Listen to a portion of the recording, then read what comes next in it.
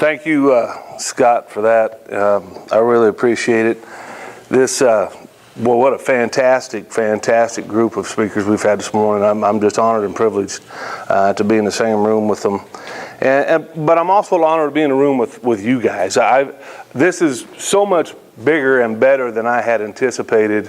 When they were talking about putting this together, I envisioned about 3 little tables and all of us sitting around, you know, just talking and visiting and sharing our experiences. And when I showed up here this morning and saw the way the layout was, I had a little anxiety attack going, oh no. I got a little bit more than I thought, but you know, all of you are here because you're really exceptional people.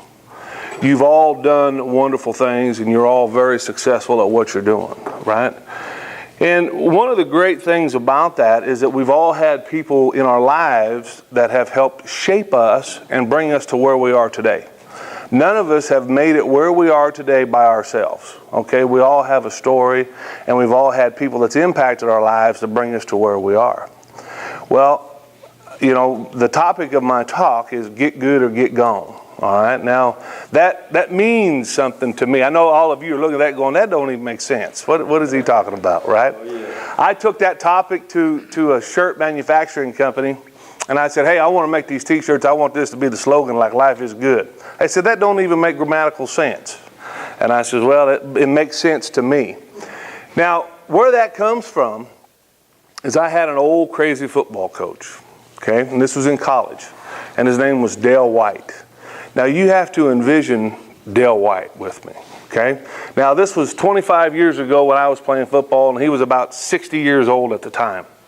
And Dale played D-line. At that time, they went both ways, right? Offense and defense. And he was actually a linebacker and a guard. And he was only about 5'10" when he played back in the 60s. Now Dale also had a rodeo scholarship. He was a bull rider. And Dale grew up in a tar paper shack out in the boonies about 30 miles outside of Casper, Wyoming. Now, any of you ever been to Wyoming? No? Some of you had. Now, you understand what I'm talking about out in the middle of nowhere, all right? Now, around here, y'all got trees, right? I saw a whole lot of trees coming from Jackson down here. In Wyoming, you can drive 187 miles and not see one tree. Okay, kind of like West Texas, right? Well, that's where Dale grew up. Now, a tar paper shack is just that. Any of you ever seen putting a roof on a house where they roll that black stuff out? That's tar paper. Now that's what a tar paper shack's made out of, right? They wrapped the house in that. And that's what Dale grew up in. Now, Dale was tough, and I mean grit tough, mean. I would be down in my stance, and I was a defensive lineman, okay? I would be down in my stance, and he would come up, and he wore pointed cowboy boots similar to what I have on, to practice. That's what he wore to practice every day. And he had this big old pot belly, and his hands were all jacked up from rodeo idea. And he had a chew in his lip that stuck like a half a can of Copenhagen that stuck out like this, and he would yell. I'd be in my stance, I'd be getting ready to get off the ball, right? I'm out of here in the 3 technique, and he'd yell, get good or get gone. And then when he said gone, he would kick me right in the rear end with them pointed cowboy boots. You talk about getting off the ball now. That'll make you get off the ball, right? That was Dale White. Now, he was crazy and he was tough, but he knew what he was doing, see? But it stuck with me all through life because Dale was teaching me some things, okay? He was teaching me that you need to get good. What he meant by get good or get gone was become the best you can be or don't be here because I don't want to deal with you. That's what he was trying to say. Either you're going to get good or I'm going to run you off. And he did that. He would run you off, right? If he didn't want you there, he would be mad at me and kick you. Right? McGill! And he'd kick the guy over here and, you know, wouldn't be long and they'd be back in Nebraska or wherever they come from. That was Dale White. You know what I'm talking about. You've been around those guys, right? But Dale, he had his purpose, right? And he knew what he was doing. He was shaping me and the rest of those guys into being who we are today. And it wasn't just football, okay? It wasn't just about football. I remember one time I was in the training room. Now, so you understand what the training room is, right? That's where you go for rehab. So that's where the doctors are and the physical therapists and the whirlpools and all this stuff. And that's almost as busy as the weight room during the spring ball, right, guys? Almost as busy as the weight room. I was in there one spring. I'd go in there, pretend I had an injury, so the girls would give me a massage, right? That was always, that was my deal. Oh, I hurt my back. So I'm in there, and here comes Dale White, and he got Dale's like this, and about a week before, he says, "Hey, Gilly, how's your grades?" I said, "Oh, I'm doing fine, Coach. I'm doing all right." I lied, right? I'm in there, and I'm standing leaning against just had my massage. I was feeling good. I'm leaning against the table, and he comes up, and he says, "You lying SOB." And he's in I don't know how he found out about my grades, but he knew I had 2 F's and a D, and he was all over me. And what he had that scared me the worst, he had a broom. And yeah, he had a broom. And he came down from his office to find me, to share with me what he had. He handed me that broom, Mark, and he says, "This is what you're going to have for the rest of your life. You're going to be a janitor. You understand me?" And he's beating me in the chest with this broom. Right? Now imagine this. Here I was at that time, 6'5", 295 pounds, could pick up a Buick, and this little crippled fat coach spitting Copenhagen in my face, beating me with a broom. If that don't make an impression, nothing will. Right? Now, again, he was teaching me that it's not just about football, but I got to take care of business in the classroom as well. Right? Now, another year goes by. I used to like to go out on the bars. We had Wednesday night was bowling night, right? And we'd go out and a bunch of the guys and we'd bowl and we'd toss a few back and have a good time. And I used to like to get in a tussle once in a while. Well, we're in watching film one day and during the season, and he's going, and Dale was kind of crazy. Dale would talk to himself when he's watching film, you know. He'd be in there and he'd go, "Oh, that's a good play, Coach. Rewind that." Okay. And he's by himself. He'd rewind that. Go back and forth, you know. And Dale would go off on tirades. That's just how he was, old Coach White. It was just how he was. And we're all sitting in there watching film, and we're watching pass rush drills, and he just freaks out, and he goes, "McGill, you think you're tough?" Because I'd gotten into a couple fights the previous week. "You think you're tough? You ain't tough. Come down to Bud's bar. My logging buddies will kick the hell out of you," he says. He's trying to get me beat up, my coach, right? Wanting me to go to the bar to get beat up. So again, he's teaching me, right, how to behave off the field. He was shaping young minds. Now, Dale put a ton of guys in the pros. He put probably more D linemen in the pros than anybody else in college football. He was just that way. But it wasn't about the technique that put guys in. Any of you remember Keith Millard, NFL Defensive Player of the Year, Minnesota Vikings, right? Yeah. He played for Dale. Dale made you nasty and mean, okay? That was his job.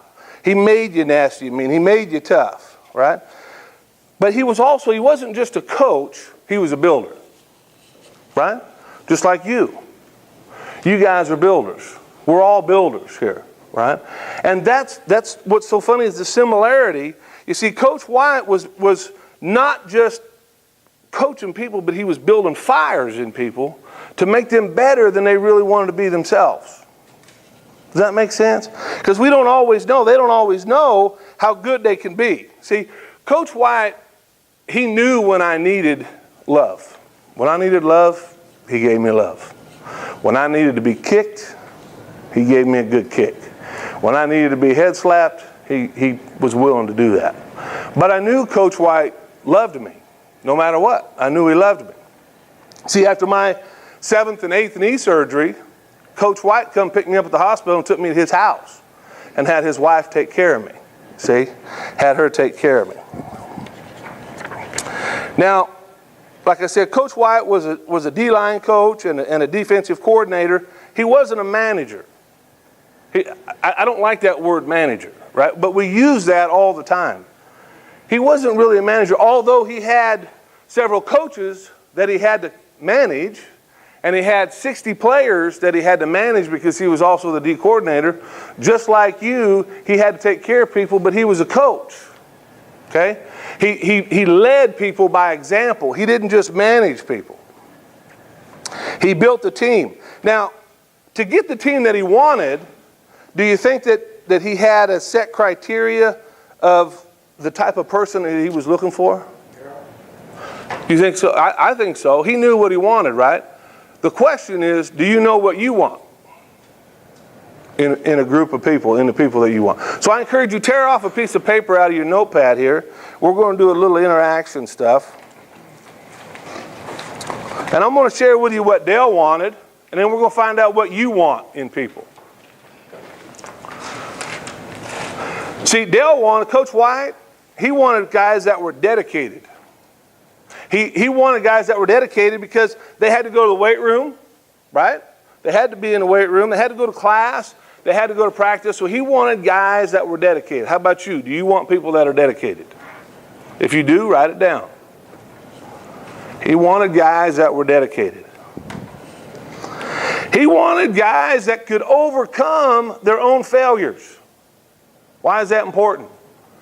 Because we all get knocked down, right? He needed guys that could get knocked down, hit in the mouth, and still get up and go another play. Do you want that same characteristic in your people? Coach White needed guys that were intelligent. Because if they didn't line up right, that's going to cost us the ball game, isn't it? So he wanted guys. He had to have guys with intelligence. Do you want people with intelligence? How about character? On and off the field. If you don't have the character, Coach White was going to instill character. He sure did with me. Okay? You want guys with character. How about dependable? Coach White needed guys that were dependable. They had to be there when they were supposed to be there.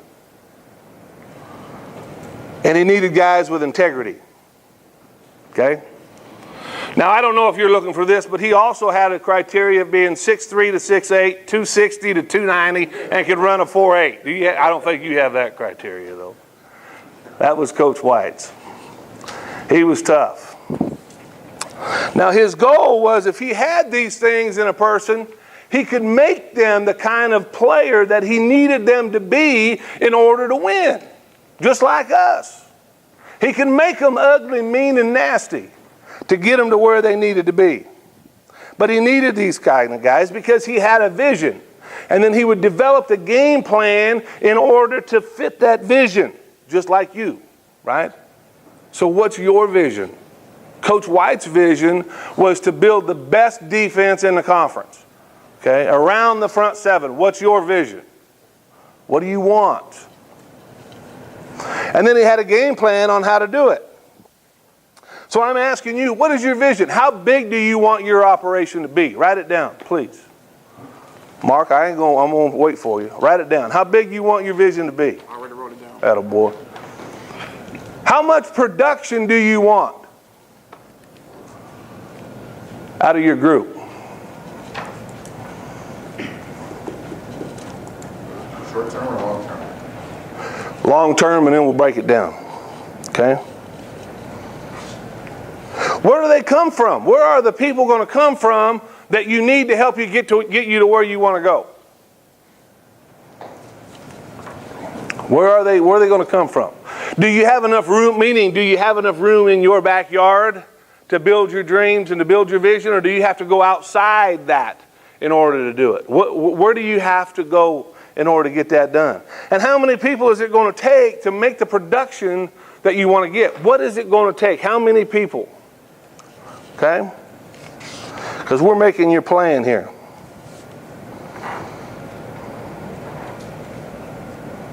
Now, Coach White also knew what he didn't want. He knew the type of people that he didn't want. Did he take just anybody that come out for the team? You Tyson, you walked on, right? They wouldn't take, Mississippi State wouldn't take just anybody that walked on. Well, you have to come in and they're going to talk to you and they're going to see if you're able to play. I promise you, Coach White wouldn't take a 5'8", 140-pound nose guard. So I ask you this question. Why would you?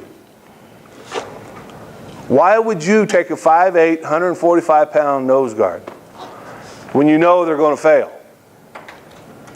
See, the point of it is you got to take the people that you know you're going to make successful, and don't drag yourself down taking the people that you know are not going to be successful. Work with the ones that you know can help get you there.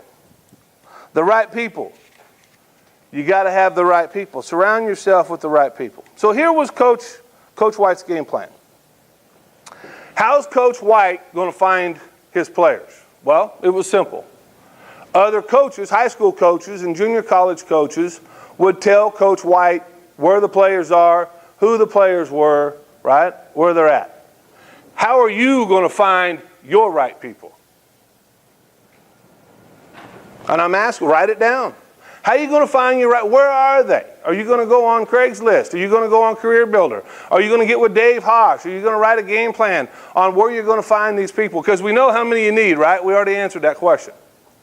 Now, where are you going to find them? Coach White had it easy. Everybody told him where they were.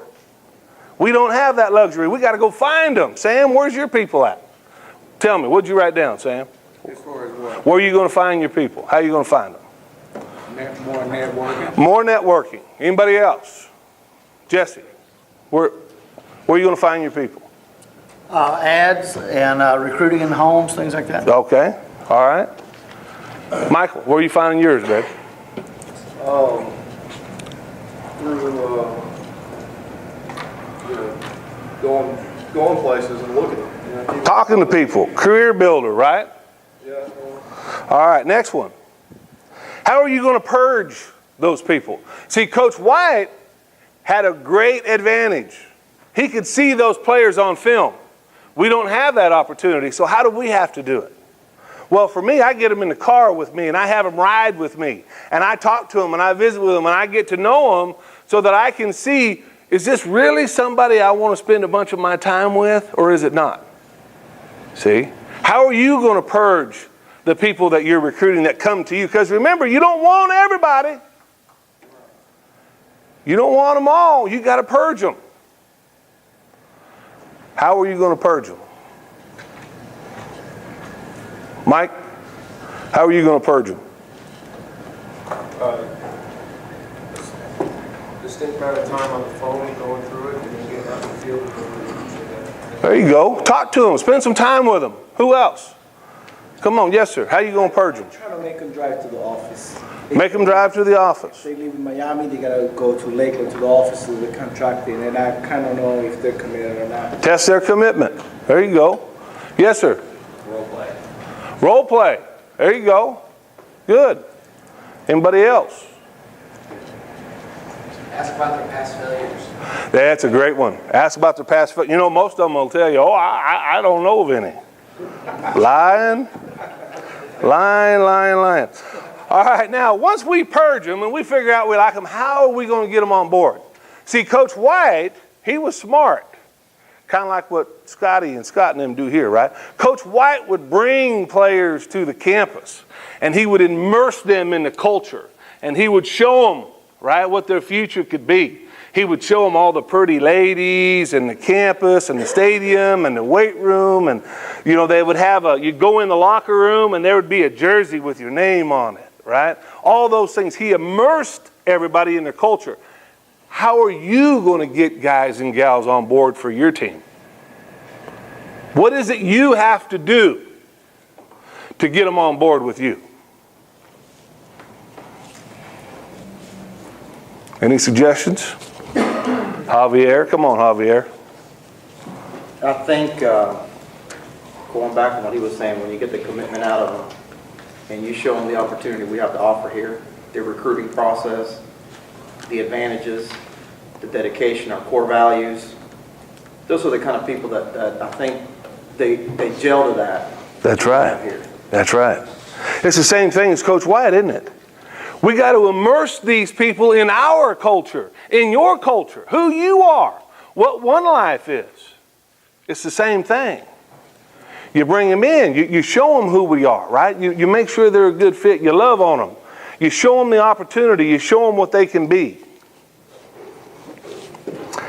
How do you get them to commit to doing it? How do you really get them to commit? See, Coach White would really hammer us on tradition, right? And selling us the big dream, going to the NFL, that's the dream. And Coach White sold us on the tradition of the players that made it and how we can make it too. How are you going to get your players to commit? Once you get them in, you bring them in, you immerse them in the culture, you get them all excited. Now, how do you get them to commit to what we're trying to do? Hold them accountable. Hold them accountable. Great one. Communication. Okay, love on them. Make them not want to let you down. There you go. Make them not want to let you down. That's right. That's right. Again, that's part of that culture, isn't it? Make them bring it together. Right? Any more? Come on. Don't be bashful. Work out with them. Get them here. Get them here. That's right. Bring them here. Let them see the culture. Work out with them. Amen. He's absolutely right. Tell a lot about a person about a workout. Invest your time. What's that? Invest your time. Invest your time in them. Absolutely. It's valuable. That's right. The more time you invest in them, the more committed they are to you, most cases, right? That's right. Okay. Always available. Yeah. What's that? You got to be different. Got to be different. That's right. Can't be the run of the mill, right? Can't be the run of the mill. The dream. Now, how do we get them good? Coach White would make us practice, would make us run through drills, hit the weight room, watch film, study the playbook, all those things, right? Coach White made us do that, and that's what made us better over time. How are you going to get your guys and gals good? It's no different, is it? It's no different. But yet, at the same time, we say that, and then we say, okay, here's 30 leads. Did you watch the videos on the internet? Good job. Here, go run these leads for me and make me proud. Right? I can't tell you how many times I've seen that. We have to invest the same amount of time in our players as Coach White did with his players to make them good. Right? You got to practice with your players. You got to drill with your players. You maybe not watch video, but listen to the audio, record them and listen to them, play it back and let them hear it, let them see it, show them the playbook, show them everything that they need to get good. Just like Coach White. You do that and they'll get better. You don't do that, they won't. It's simple. They just won't. KT, what do you do to make your guys better? Well, the first thing is for them to see me do it. So ride-alongs, watch me do what I do, and then do the reverse, have them do it and me watch them do it. So that's what I implement. There you go. I'm a firm believer in that, and I'm a firm believer in absolutely watching me do it, hearing me, seeing me, touching me, going with me. Right? I'm a firm believer in that. You get them in the car, and that makes all the difference in the world. Now, you got a guy that's been working and now he wants to be a coach, right? He wants to be a coach. How does, and these guys will tell, how does a new guy that wants to be a coach become a coach? What's the first step? He becomes a what at the college level? GA, right? He becomes a GA, which stands for graduate assistant, right? He becomes a GA. Now what a GA is, a lot of times they're breaking down film. They make runs to Taco Bell. They do all the things that the regular coaches don't want to do, okay? But the point of it is he doesn't throw them into the fire. See, it's kind of hard to take a kid right out of college from playing, all right, let's say you were a tight end and now all of a sudden you're an inside linebackers coach and you're responsible for that position. It doesn't work. It doesn't work here either. Just because somebody can sell our program doesn't mean they can coach others to sell our program. So you got to immerse them slowly. You got to make them a GA, right? Bring them along a little bit at a time. They're still producing, but now you're teaching them how to coach at the same time. Okay? Make them a GA. Now the next step is, Coach White, once they became a GA for a couple years and they really understood how to be a GA, now he makes them a coach. But do they become a coordinator? You ever seen anybody go from a GA to a coordinator spot? No. They become a position coach, right?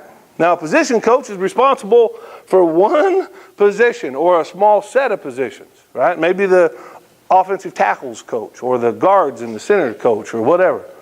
And they're responsible for that, okay? What do you do when guys come to you and say, I want to build an organization? You say, okay, here you go. Here's the leads. Go recruit anybody you want and do it. Or do you coach them to become better coaches? You got to coach them to be good coaches, because we're not just naturally good coaches, right?